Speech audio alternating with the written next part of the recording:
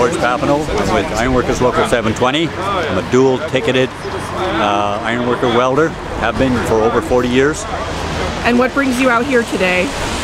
We heard about the rally through the Alberta Federation of Labour. We have been trying to deal with the federal government regarding loopholes and problems with the temporary foreign worker program as it's administered to the skilled trades across Canada.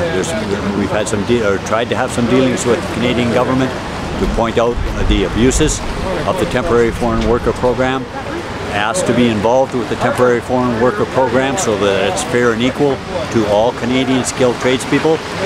And to this date, we're getting very little response from Jason Kenney's department. What would you like to see come out of this rally?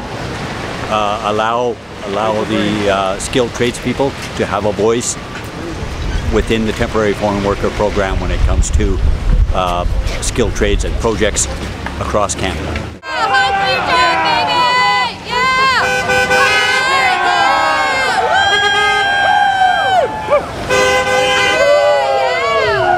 My name is Bruce Fafard. I'm the president of the Edmonton District Labour Council. And what brings you out here today? What brings you out here today to talk about the use of temporary foreign workers before willing and capable workers in the city of Edmonton and the surrounding area. Why do you think this is happening? Why? I'm not too sure why it's happening, although what should come first is the city workers, the workers within Canadian workers before the use of temporary foreign workers. I don't know why foreign workers have been brought in for jobs that are people within the city of Edmonton can fully do and are capable of doing. So I'm not too sure why they're being brought in, but we definitely have an issue with the use of temporary foreign workers, especially when there's willing and capable workers in the city of Edmonton wanting to work on this great project. What do you hope to see come out of this rally? A lot of awareness, and as well to stop the use of the temporary foreign workers while there is Canadian workers, like I said, willing and capable of doing the job that is needed for this project.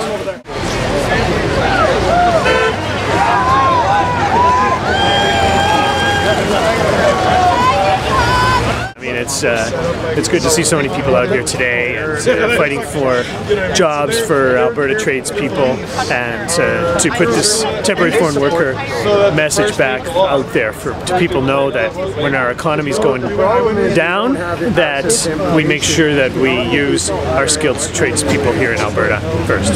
Why do you think that's not happening?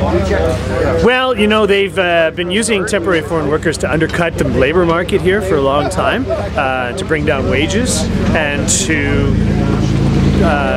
look for the cheapest version of whatever job it is. So the Ironworkers, this is a good symbol right here because of course they're building an iconic arena that is being paid for by the taxpayers here in Edmonton, and I think vast majority of Albertans would be shocked to find out if they weren't using Alberta labor to build it.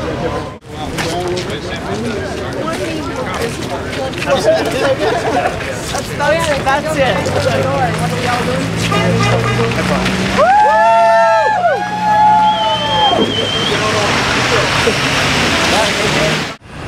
And we'll remember the debate that preceded approval of Edmonton's arena. During that debate, members of City Council made promises to Edmonton citizens and Edmonton taxpayers.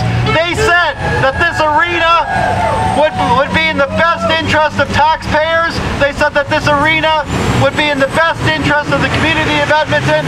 And our question is, how on earth can this project be in the best interest of Edmontonians when the $480 million that we're spending on this arena is not going into the pockets of Edmonton and Alberta-based tradespeople? Our second question is for the contractors on that site. The contractors on that site. The general contractor is PCL Maxim, but we also have a company called Alco, which is based in the United States, and they're telling us that Edmonton-based tradespeople don't have the skills to do the work on this project. Who believes that? So my question for the contractors is a simple one.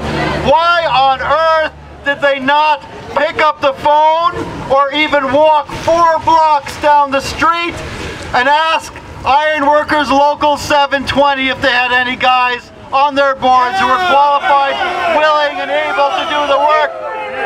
Because we know if they had asked that question, if they had made that walk, if they had picked up that phone, we know that the Ironworkers would have been there with bells on to supply the work necessary on that project. We also have questions for the federal government. The Harper government in Ottawa, they administer the temporary foreign worker program. It's their program. And they've made some promises to tradespeople, and they've made some promises to Canadians. In particular, they have said over and over and over again that no temporary foreign workers will be approved on any work sites in Canada if there are Canadians available, willing and able to do the work. Which there are! And there are. So my question is, how on earth did the Harper government think it made any sense to approve these applications from companies like Alco to bring temporary foreign workers into the country from the United States? How did these applications get approved when there were Canadians available, willing and able to do the work? Shame! So we've got a message today. We've got a message. Our first message is for the city. The city is the owner of this project. The city is the manager of this project. And we're here today to say, as tradespeople, as unionists, and as citizens and taxpayers in the city of Edmonton, that we want them to put pressure on the contractors to make sure that every trades position on that site is filled by Canadian tradespeople.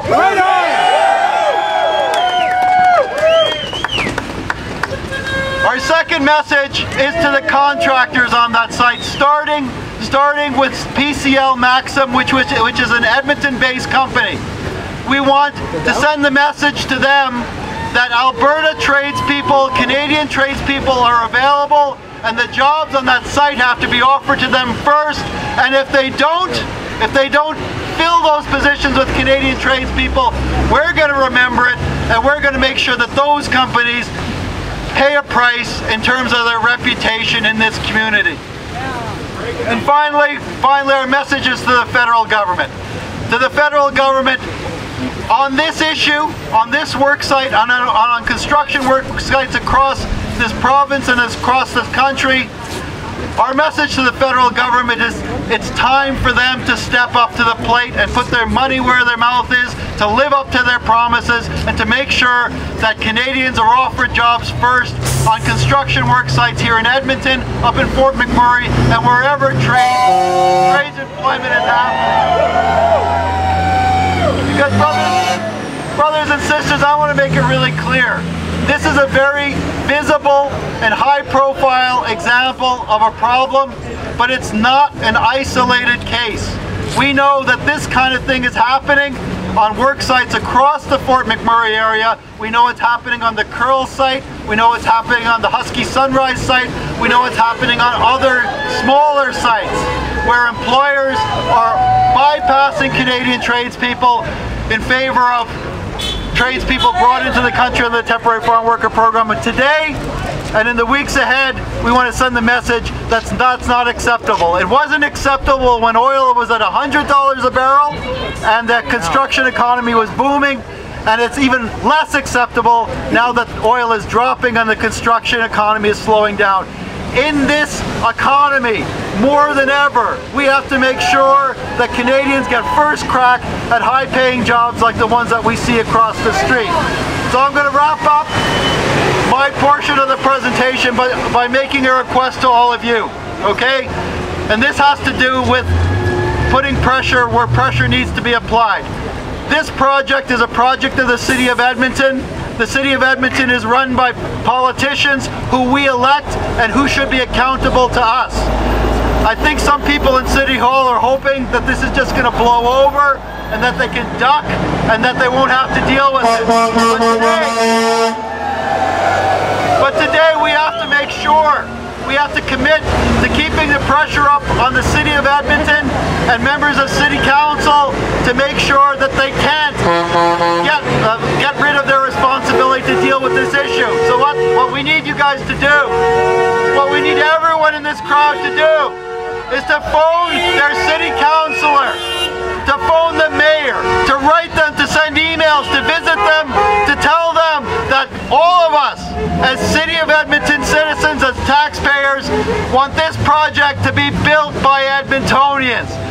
Tell City Councillor, tell the Mayor that we will remember this at the next election if action isn't taken to make sure that Edmonton's arena is built by Edmontonians.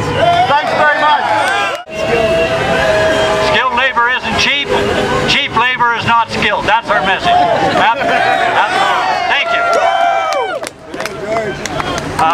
Somebody else we have here today is local politician Dave Egan, and I'd like to pass it over to him. But again, thank you very much for coming out and exercising your voice.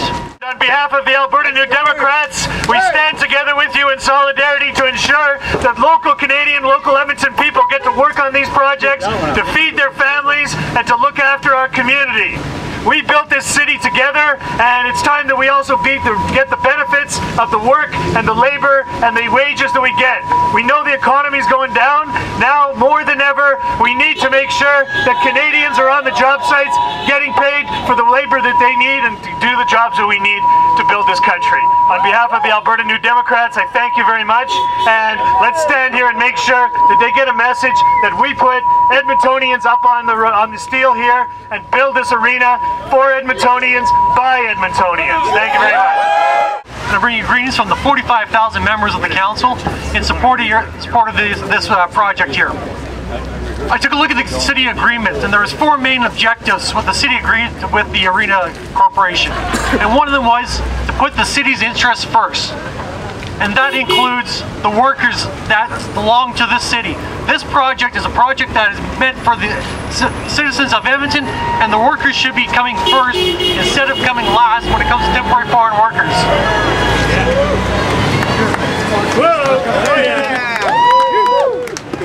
I want to thank everyone for coming out. Thank the media. We have a lot of support for our workers, all the skilled trades. That's about it. Thanks, everyone.